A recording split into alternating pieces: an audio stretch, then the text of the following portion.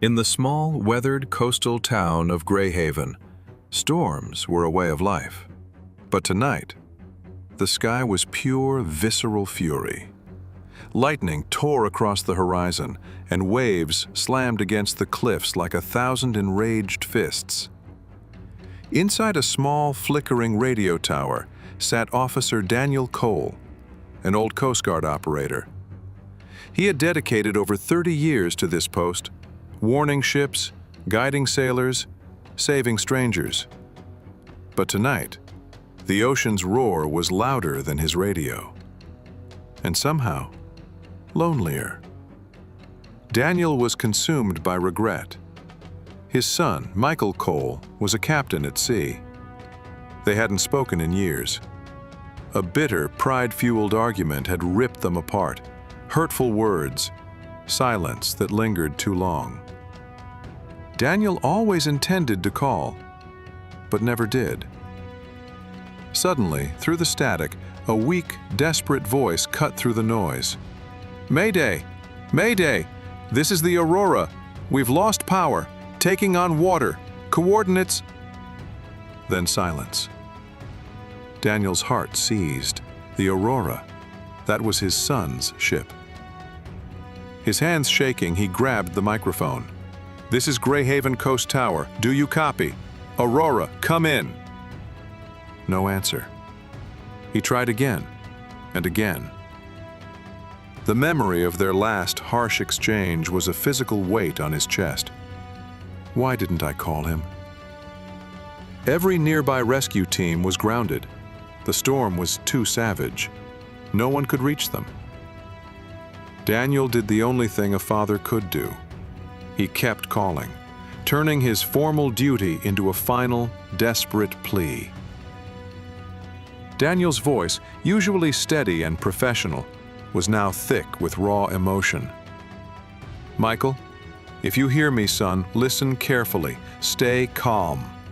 Head due north toward the lighthouse. There's shallow ground there. You might make it." Hours crawled by. Lightning split the sky. The tower vibrated violently.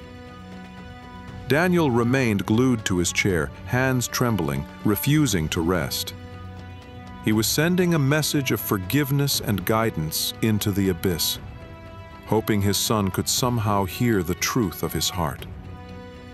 Then, at long last, a faint, crackling voice returned. "Dad, I can see the light. I'm heading toward it." Tears streamed down Daniel's face. He whispered, "That's it, son. Keep going." The years of separation dissolved in that single, shared moment of connection. The next moment, a blinding flash. Lightning struck the radio tower directly. Sparks burst, smoke billowed, alarms screamed. But even as everything went dark, Daniel kept screaming into the silent transmitter. "Michael, keep going. Don't stop. You're almost there." And then, silence again.